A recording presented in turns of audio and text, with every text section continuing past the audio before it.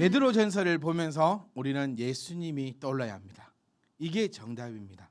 베드로 전서를 보면 예수님이 떠올라야 합니다. 이게 이제 제가 진짜 매주 말씀드리는 거니까 아마 어마어마하게 말씀드리는 겁니다. 베드로서는 예수님을 알고 있고 믿고 있는 우리 정도 되는, 그러니까 교회로 치면 그래도 제대로 된 그 직분자, 이 단어가 참 무겁죠. 제대로 된 그 직분자 정도 되는 사람이 봐야 되는 그런 책입니다. 그게 무슨 얘기냐면 어느 정도 성경을 알아야 여기서 예수님의 향기가 싹 나타난다는 거죠. 그리스도의 향기를 품으라라고 하는 것처럼 베드로는 지금 그리스도의 향기를 충분히 품어주고 있고 내어주고 있습니다. 자, 8절입니다. 무엇보다도 뜨겁게 서로 사랑해라. 우리 몇 주 전에 함께 말씀을 제 욕심은요, 주일날, 그러니까 주일도 마찬가지지만 거의 주일 예배를 우리가 메인 예배로 그렇게 치지 않습니까? 이게 좀 구분하기가 조금 죄송하기도 하지만 어쨌든 우리가 주일 예배를 좀 메인 예배, 그리고 이 주일날 선포되는 그 말씀의 줄기가 있어요, 여러분. 말씀 퀴즈 대회를 이렇게 우리가 준비하고 한번 해보시면 그 해에 우리가 가지고 가는 그 말씀의 줄기가 있습니다. 그러면 이제 제 욕심은 주일 예배 때 우리가 함께 나누었던 그 말씀들이 여러분들이 다 기억하고 계셨으면 좋겠어요. 그러니까 제가 무진장 예를 쓰는 건 뭐냐면 주일날 이 설교가 겹쳐지지 않게 하려고 무진장 예를 많이 쓰거든요. 그러니까 무슨 얘기냐면 우리 지난 몇 주 전에 함께 나누었던 우리 말씀 있죠. 사랑. 이 초기화가 되면 안 됩니다, 여러분. 네, 사랑이 뭐였죠? 예수님이 우리에게 사랑을 딱 뭐라고 얘기할 수 있나요? 주님이 말하자고 하니까 잘 안 되는 거죠. 들으면 아는데 분부하신 것. 그러니까 주님의 분부하신 것이 무엇이냐라고 했을 때 사랑이었어요. 그 분부한 것을 베드로가 지금 갖고 나오고 있잖아요. 그러니까 저만 몸에 닭살이 돋으면 안 돼요. 여러분들도 맞다. 이제 이게 좀 딱 있어야 돼요. 베드로서를 보면서 요한복음의 말씀이야. 베드로서를 보면서 이거 마태복음의 말씀이야. 이거는 예수님의 말씀이야. 이렇게 좀 성경 속으로 좀 들어가셨으면 좋겠어요. 같이 이렇게 좀 쫙 들어가셨으면 좋겠어요. 그러니까 베드로는 우리에게 무엇보다도 서로 뜨겁게 서로 사랑하라라고 이야기하고 있습니다. 여기서 예수님의 사랑이 나오거든요. 사랑은 우리는 이제 사랑을 얘기할 때 우리는 사랑이라 얘기하지만 여러분 다 아시다시피 뭐 아가페적인 사랑 뭐 이렇게 사랑이 있잖아요. 제 답을 얘기했어요. 기독교에서 말하고 있는 사랑은 뭐죠? 아가페적 사랑이죠. 아가페적인 사랑이 뭡니까? 조건 없이 주는 사랑입니다. 그러니까 이 8절의 말씀을 주님의 십자가와 함께 대조를 한번 시켜보자라는 겁니다. 하나님께서 그의 독생자 예수를 보내시고 예수님이 십자가를 지셨던 그 이유 첫 번째가 바로 우리를 사랑하사, 하나님이 세상을 이처럼 사랑하사, 그렇죠? 사랑해서 독생자를 주셨으니라고 말씀하고 있습니다. 그러니까 무엇보다도 예수님처럼 우리는 서로 사랑해야 된다. 자, 그럼 이 사랑의 결과가 뭐였느냐? 제가 그 우스갯소리 하나 해드리면 지사님하고 얘기를 하면서 사랑은 제가 이 가슴 깊이 있어요. 사랑이 죄라는 거예요. 사랑이 죄라서 결혼이란 감옥에 갇혀 있다고. 어찌지 않습니까? 남자 집사님들 안 계시니까 제가 참 힘들어요. 이게 다 여자 집사님들 계시니까 아무도 공감해 줄 사람이 없어. 이거 집에 가서 한번 생각해 보세요. 사랑은 죄라서 결혼이란 감옥에 갇혀 있다. 알겠습니다. 넘어가겠습니다. 자, 웃자고 했는데 안 웃으시면은 참 그렇습니다. 네, 하여튼 넘어갑니다. 그래서 이 사랑하기 때문에 예수님이 십자가를 지셨잖아요. 그러니까 이 십자가가 어떤 역할을 합니까? 죄를 덮어주는 역할이잖아요. 이 개념이 딱 이제 머릿속에 해야 됩니다. 그래서 우리에게 요구하는 것이 뭐냐? 무엇보다도 믿음, 소망, 사랑이죠. 그러니까 성경 안에서 이제 놀았으면 좋겠어요. 어디 밖으로 나가지 말고 믿음, 소망, 사랑, 이 세 가지는 항상 있을지언데 그 중에 뭐가 최고다? 사랑이 최고다. 네가 천사의 말을 한다 할지라도 너에게 뭐가 없으면, 사랑이 없으면 아무짝에 쓰잘데기가 없다, 이렇게 성경이 표현하고 있는 것처럼 주님께서 우리에게 분부한 것은 사랑입니다. 교회를 세우는 것도 뭐 전도를 하는 것도 내가 잘 먹고 잘 사는 것도 이것이 아니라 분부한 것은 사랑이죠. 그 사랑 안에 전도도 있고 교회를 부흥하는 것도 있고 우리가 잘 먹고 잘 사는 것도 그렇게 있는 거예요. 그러면 주님이 분부한 것은 누굴 향한 사랑이었습니까? 하나님을 향한 사랑이었죠. 그러니까 이제 그것을 이제 이루고 있는 성도들에게 얘기하고 있는 거예요. 그래서 제가 베드로서를 계속해서 얘기할 때 성도들에게 주는 말씀이다라고 얘기하는 것이, 성도라면 하나님을 사랑하는 자들이잖아요. 아멘. 이건 틀림없는 겁니다. 하나님을 사랑하니까 내가 성도인 거예요. 자, 그 성도들에게 베드로는 한 가지를 더 요구하고 있는 것이죠. 너희가 이제 하나님을 사랑하니까, 그거는 틀림없는 거니까 이제 우리가 그 하나님의 사랑을 본받아서 무엇보다도 뜨겁게 서로 사랑해라. 그렇게 되면 어떻게 되냐면 서다한 죄를 덮을 수가 있다라는 겁니다. 자, 여기서 이제 오해가 생길 수도 있어요. 사랑을 하게 되면 내 죄가 덮어진다라고 생각할 수도 있습니다. 사랑은 허다한 죄를 덮는다. 여기서 지금 주어가 빠졌거든요. 주어가 우리는 이게 다 알아요. 이게 무슨 의미인지. 왜 우리는 다 알고 있냐면 이미 상당한 지식이 있기 때문입니다. 그런데 이 지식 없이 이 문맥을 한번 쳐다보면 이렇게도 해석되어질 수 있습니다. 잘 한번 보세요. 무엇보다도 뜨겁게 서로 사랑하면 내 죄가 덮어지는 거야. 그러니까 네 죄가 용서받고 싶어? 그러면 서로 사랑해. 이렇게 해석이 될 수도 있어요. 그런데 정확한 해석은 뭡니까? 아니에요. 사랑을 하면 상대방의 죄가 덮어질 수 있다는 겁니다. 십자가를 기억하셔야 돼요. 예수님이 십자가를 딱 지셨어요. 누구의 죄가 덮어졌습니까? 예수님의 죄가 덮어졌습니까? 예수님을 믿는 사람들의 죄가 덮어졌습니까? 예수님을 믿는 사람들의 죄가 덮어진 거잖아요. 그러니까 사랑을 주면 사랑을 주는 주체의 죄가 덮어지는 게 아니고 사랑을 받은 사람의 죄가 덮어진다라는 의미를 가지고 있는 거예요. 그러니까 내가 저 사람을 죄를 바라보고 미워하게 되면 나에게 뭐가 없다. 지원아 대답 잘해주라. 지난주처럼 빨리 마치게. 뭐가 없다고요? 사랑이 없다고요. 그래서 주님께서 우리에게 요구하시는 것, 그러니까 베드로가 우리에게 요구한다라는 표현보다도 주님께서 우리에게 요구하는 것은 하나님을 사랑하는 것처럼 서로 사랑해라라는 겁니다. 내 몸을 내 이웃을 누구처럼 사랑해라? 내 몸과 같이 사랑해라. 이거 기억나시죠? 이거 똑같은 원리입니다. 내가 주님을 사랑하는 것처럼 서로 뜨겁게 사랑해라. 여기서도 재밌는 단어는 서로입니다. 서로. 그러니까 제가 우리 함께 말씀 나누었던 거 있잖아요. 사랑을 이용해서는 안 됩니다. 그러니까 이런 못된 사람들이 교회에 있으면 그 사람으로 인해서 교회가 힘들어지는 거예요. 서로 사랑해야 돼요. 그런데 서로 사랑하지 않고 사랑을 받으려고만 하는 사람들이 꼭 있을 수 있다라는 거예요. 그것은 주님의 원칙과 주님의 법칙에 어긋난다는 사실을 우리는 바라볼 수 있습니다. 그러니까 우리는 오늘부터 해야 되는 것은요, 무엇보다도 대충 사랑하는 게 아니라 뜨겁게 서로 사랑합니다. 그렇게 되면 어떤 일이 일어납니까? 사랑은 허대한 죄를 덮을 수 있어요. 그래서 베드로서의 내용만 우리 재직들이, 우리 중직자들이, 우리 직분자들이, 더 나아가서는 우리 온 성도가 제대로 알고 있다면 교회 안에서 뭐 나쁜 일들이, 교회 안에서의 다툼이, 교회 안에서의 미움이 일어날 수가 없다라는 겁니다. 다툼이 일어나는 것은 상대방 때문이 아니라 내가 사랑하지 못되었기 때문이다. 그러면서 우리는 지혜가 있어야 되죠. 사랑을 이용하는 자들은 안 된다는 사실을 우리는 기억하셔야 됩니다. 그러니까 주님 정리해 봅시다. 주님은 우리에게 무엇보다도 이 단어에서도 여러분들이 좀 무겁게 생각하시면 좋겠어요.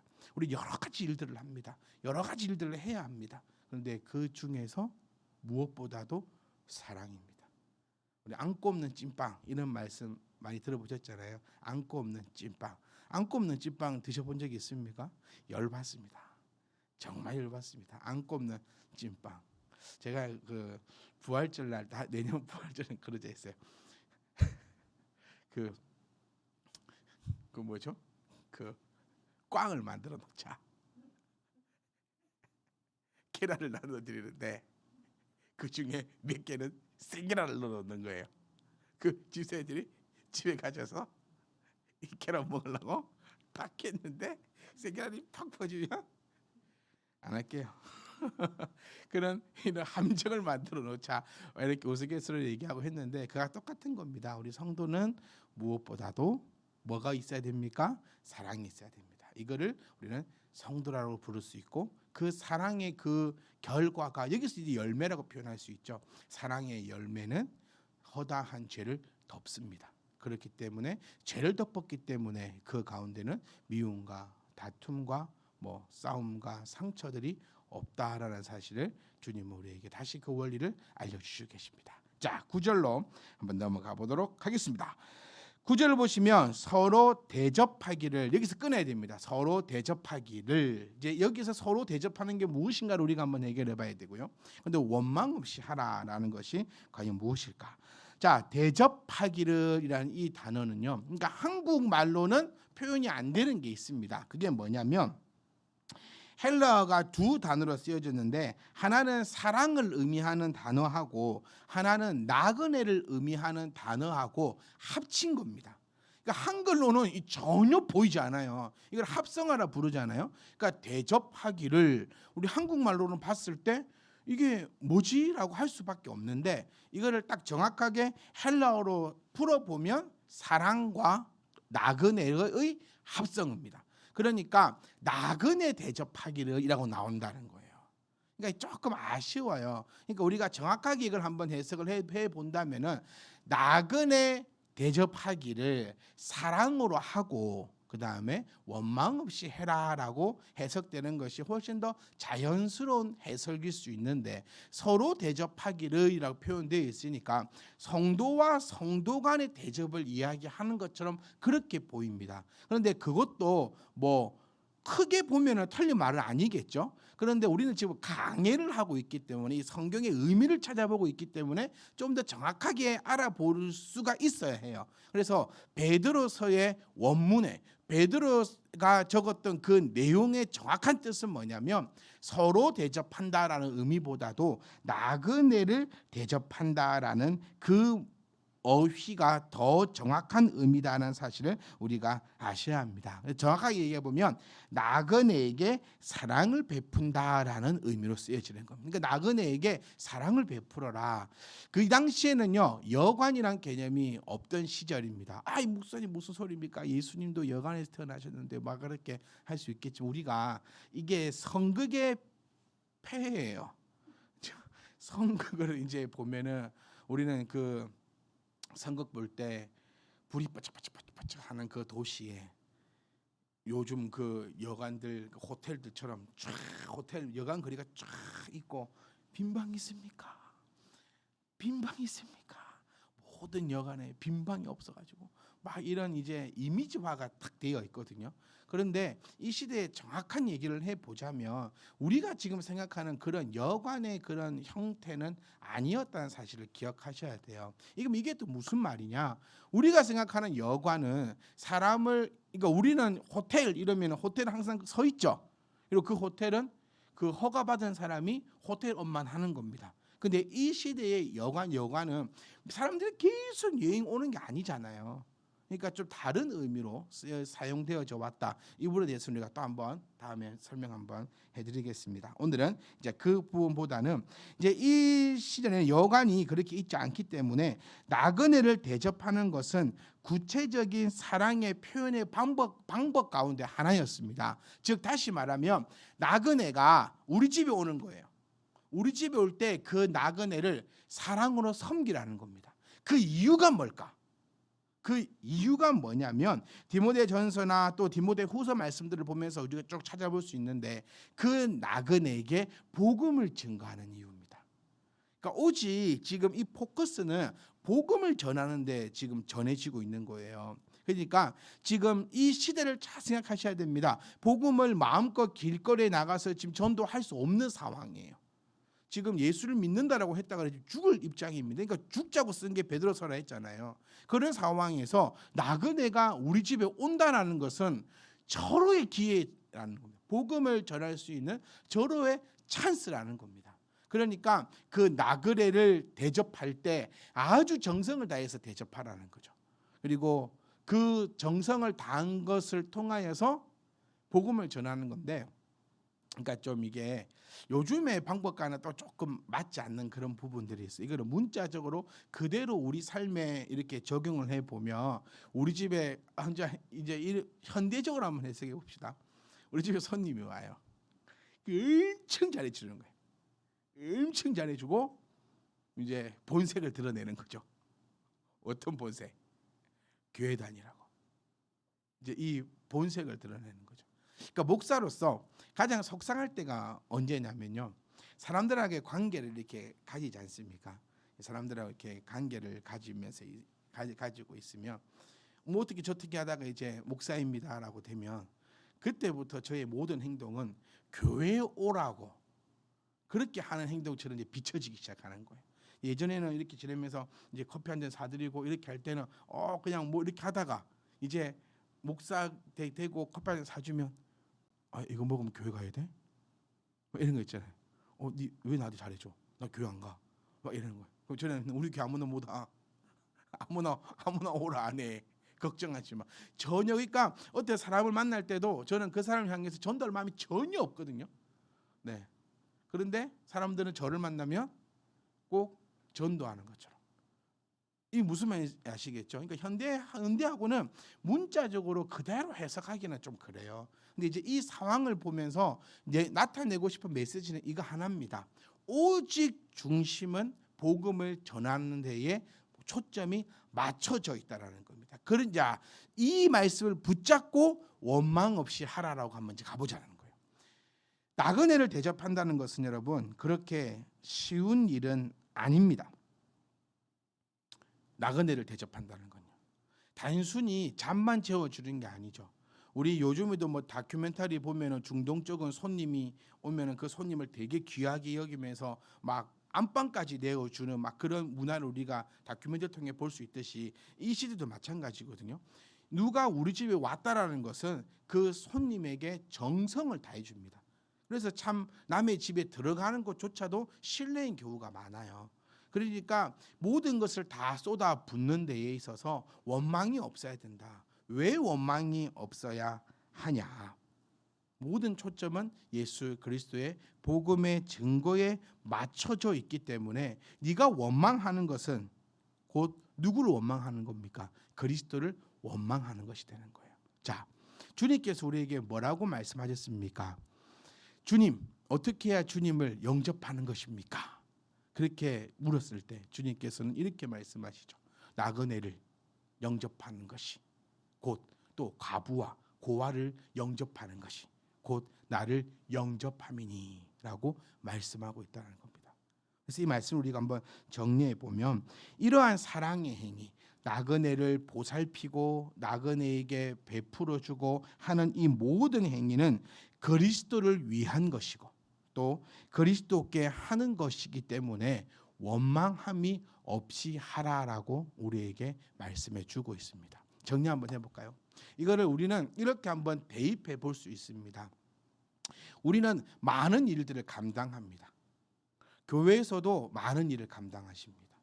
뭐 어떤 절기가 되면 이렇게 봉사해 주시고 또 늘 이렇게 봉사해 주시고 교회는 여러분들의 섬김과 헌신과 봉사와 그런 모든 것들을 교회가 이렇게 운영되어 가고 있지 않습니까?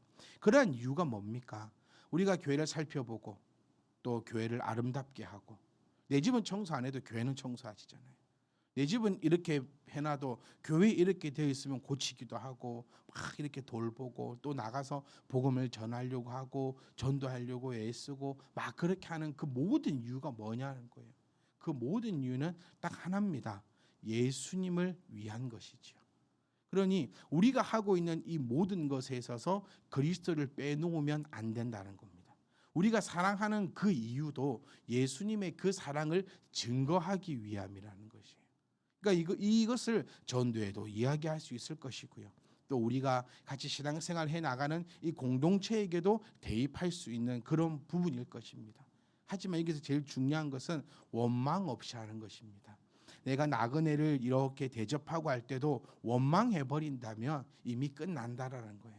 우리가 어떤 집에 갔을 때 여러분, 우리 사실 다 압니다.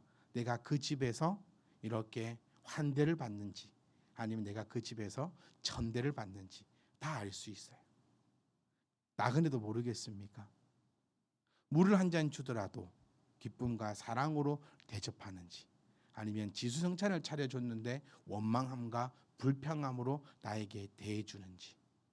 우리가 만약에 원망을 가지고 교회에서 청소한다면, 우리가 만약에 원망을 가지고 교회에서 섬기고 있다면, 우리가 만약에 교회 일을 감당하면서 더 넓게는 그리스도의 일을 감당하면서, 그러니까 나그네에 대한 사랑은 그리스도의 일을 감당하는 것이 않습니까? 이 그리스도의 일을 감당하면서 원망하면서 한다면, 즉 누구에게 우리는 원망하고 있는 것이다? 예수님을 원망하고 있는 것임을 우리가 기억해야 한다는 겁니다. 내가 사랑으로 나누고 있다면 그것은 곧 그리스도께 사랑을 베풀고 있는 겁니다. 내가 그리스도 때문에 그 일을 하고 있는 겁니다. 그런데 원망한다면 그것은 원망의 주체는 그리스도가 된다는 사실을 우리가 꼭 기억하시고, 우리는 서로 대접할 것입니다. 폭넓게 대접할 것입니다. 그 일에 있어서 우리는 원망하지 않을 것입니다. 왜냐하면 그 모든 것들은 예수 그리스도를 향해 있는 것이기 때문에.